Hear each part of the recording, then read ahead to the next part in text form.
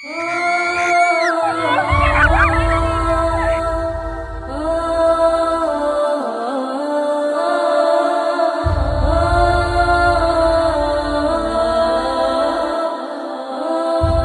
ఒక్కనే వస్తే 10 మంది అని తెగేసి చెప్పి మరి ఆ ఖమ్మంలో ప్రకాష్ నగర్ బ్రిడ్జ్ మీద వరదల్లో చిక్కుకున్న 9 మందిని కాపాడడానికి ఎన్డీఆర్ఎఫ్ సభ్యులు, హెలికాప్టర్లు, మంత్రులు సైతం చేతులెత్తేసిన తరుణంలో వారిని కాపాడడానికి ప్రాణాలు సైతం పణంగా పెట్టేసి తన జేసీబీతో నీటిలోకి దిగిపోయి వెళ్లి కాపాడేసిన సుభానుకు సెల్యూట్.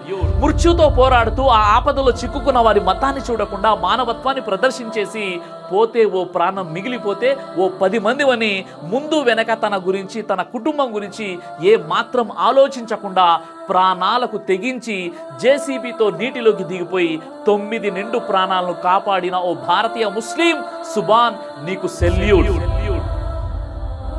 కొన్ని కుహన శక్తులు ఈ వీడియోని షేర్ చేయరు, ఎందుకంటే నిత్యం మత విద్వేషాలు రెచ్చగొట్టే ఆ వేర్పాటువాదుల కళ్ళకు ఇలాంటి వారు కూడా ప్రమాదకారులుగా బహుశా కనబడుతుంటారేమో. ఎందుకంటే వారు మానవత్వంలో కూడా మతాన్నే వెతుకుతుంటారు. అలాంటి వారు ఈ వీడియోని షేర్ చేయరు, ఎందుకంటే ఆ కాపాడిన వ్యక్తి ముస్లిం కాబట్టి.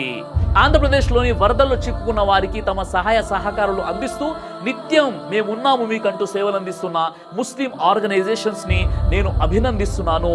మీరు తోటి మానవులకు సహాయం చేస్తున్నంత వరకు అల్లాహ్ కూడా మీకు సహాయం చేస్తుంటాడు. కాబట్టి కుల మతాలకు అతీతంగా వరదల్లో చిక్కున్న వారికి సహాయం చేస్తూ ఉండండి. సర్వే జనో సుఖినో భవంతు. జై హింద్.